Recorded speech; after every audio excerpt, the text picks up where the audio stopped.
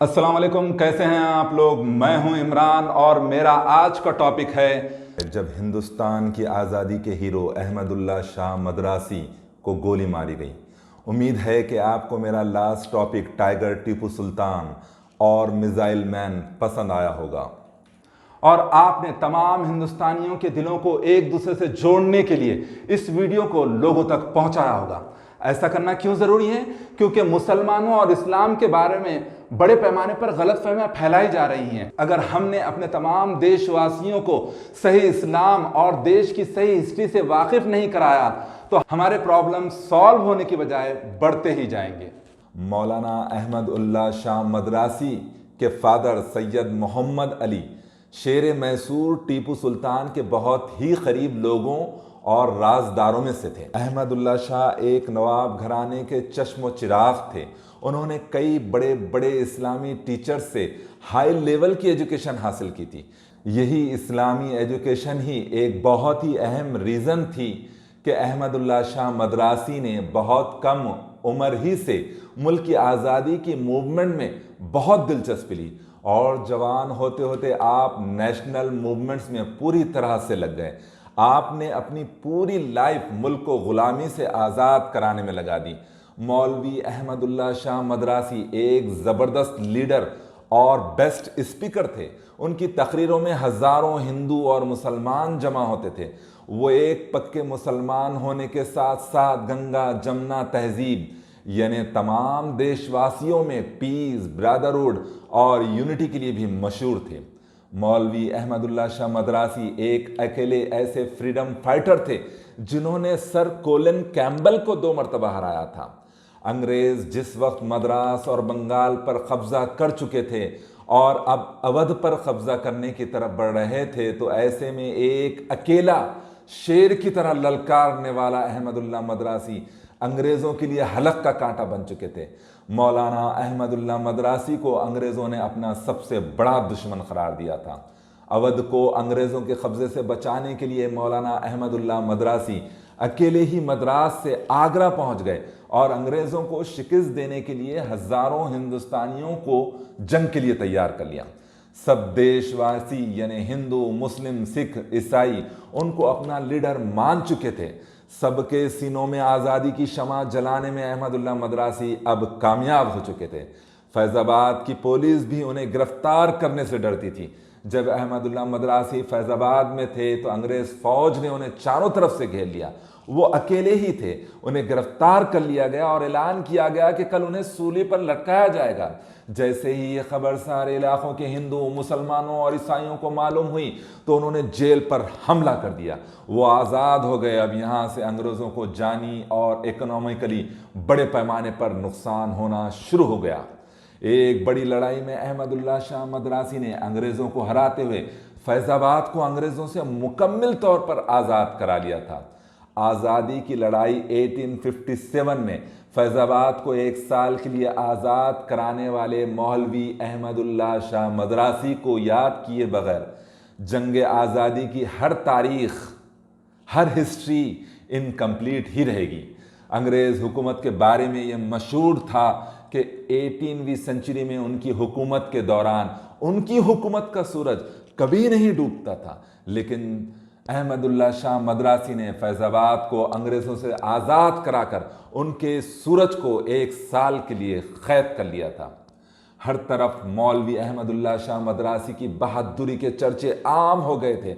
उस वक्त अवध के हुक्मरान नवाब वाजिद अली शाह की बीवी बेगम हज़रत महल ने अहमदुल्ला को अपनी फ़ौज का कमांडर बनाना चाहा, पर अहमदुल्ला शाह उसके लिए राज़ी नहीं हुए। लेकिन अंग्रेज़ों को मुल्क से निकाल बाहर फेंकने के लिए बेगम हज़रत महल को भरपूर मदद का भरोसा दिलाया। ये वही बेगम हज़रत महल थी जिन्होंने 1857 की जंग आज़ादी में अंग्रेज़ों के होश उड़ा दिए थे। अवध से निकलने के बाद वतन के सरफरोश जाबाजों की रोहिलखंड में अंग्रेज़ों से आखिरी जंग हुई। आसपास के इलाकों पर अंग्रेज़ फ़ौज ने जब कब्ज़ा कर लिया तो अहमदुल्ला शाह मद्रासी ने एक प्लान के मुताबिक शहर खाली कर दिया और फिर 2-3 दिन बाद अचानक हमला कर दिया। 13 से 19 मई 1958 तक अहमदुल्ला की फ़ौज के हमले जारी रहे। انگریز حیران اور پریشان ہو گئے تھے۔ 1857 عیسوی کی جنگ کے دوران بیگم حضرت محل لکھنؤ کی چولکھی کوٹھی میں ہی مقیم رہیں۔ انگریز فوج نے چولکھی کوٹھی کو چاروں طرف سے گھیر لیا اور بھاگنے کے سارے راستے بند کر دیے۔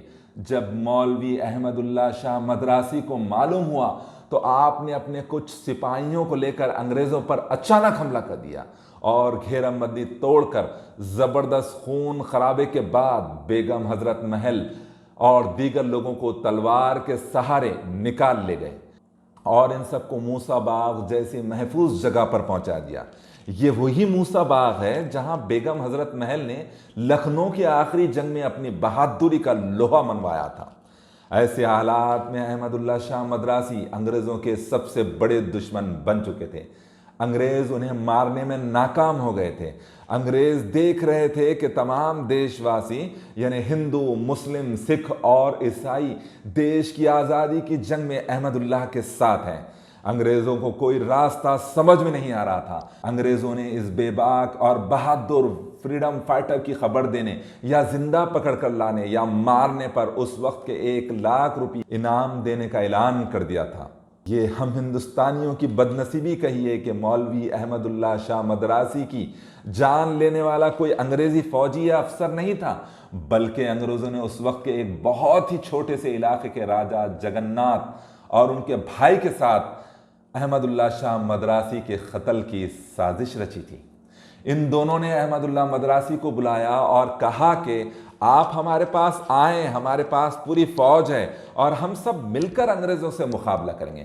دیش کی آزادی کی شمع سینے میں جلائے احمد اللہ شاہ مدراسی انگریز اور اس راجہ جگناتھ کی سازش کا شکار ہو گئے۔ 5 جون 1858 کو جب احمد اللہ مدراسی جگناتھ سے بات کر رہے تھے تو دوسری جانب سے جگناتھ کے بھائی نے احمد اللہ مدراسی کے سر پر گولیاں چلا دی۔ احمد اللہ مدراسی وہیں شہید ہو گئے۔ احمد اللہ مدراسی کی گردن کاٹ کر جگناتھ اور ان کے بھائی نے انگریزوں کو دی اور انہیں 1,00,000 روپے مل گئے۔ مولوی جب تک زندہ تھے تو انگریز ان پر ظلم کے پہاڑ توڑنے میں ناکام رہے تھے۔ ان کو زندہ پکڑنے کا انگریزوں کا خواب چکنا چور ہو گیا تھا۔ تو جب انگریزوں کو مولوی کی لاش مل گئی تو اس کو بھی انگریزوں نے نہیں بخشا۔ انگریزوں نے مولوی احمد اللہ شاہ مدراسی کے جسم کی نمائش پورے سٹی میں کی اور بعد میں ان کے جسم کے ٹکڑے ٹکڑے کر کے اس میں آگ لگا دی۔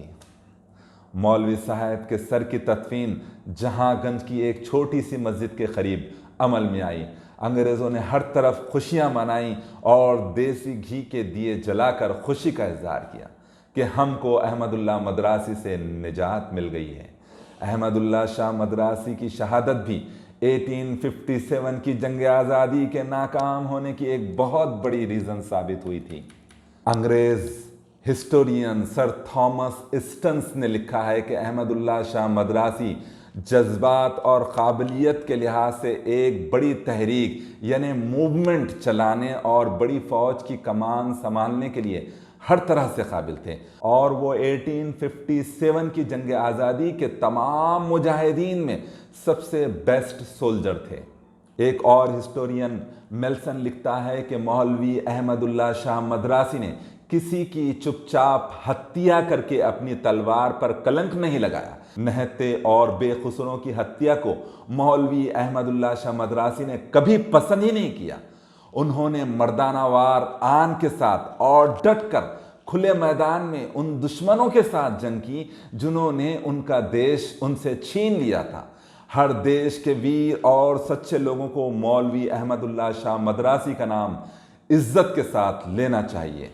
انگریزوں کے خلاف مر مٹنے اور ہر طرح کی قربانیاں دینے کا جوش اور جذبہ مسلمانوں نے انسانوں کی گائیڈنس کے لیے ایک اکیلے رب اللہ کی آخری کتاب قرآن اور آخری میسنجر محمد صلی اللہ علیہ وسلم سے سیکھا تھا۔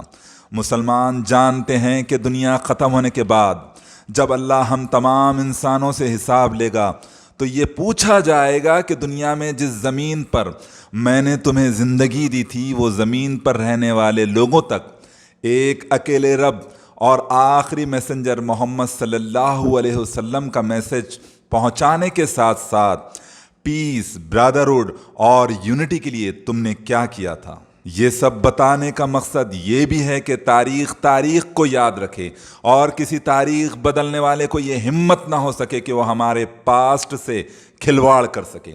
हम तमाम देशवासियों को चाहिए कि हम अपने देश की आज़ादी को और मजबूत बनाने के लिए अपने दरमियान पीस, ब्रदरहुड और यूनिटी को बनाए रखें, तब ही हम अपने देश को आज़ाद रखने में कामयाब होंगे।